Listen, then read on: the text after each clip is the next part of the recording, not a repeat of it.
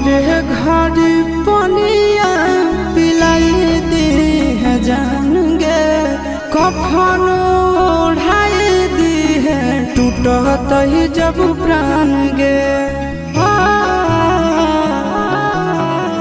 मोरे घर पनिया पिलाई दी है जान गे, कफन ओढ़ाई दी है टूटत ही जब प्राण गे।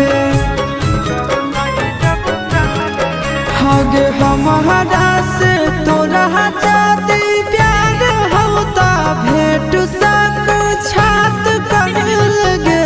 हगे सोनाया गावा हो घर की पाटनवा में आके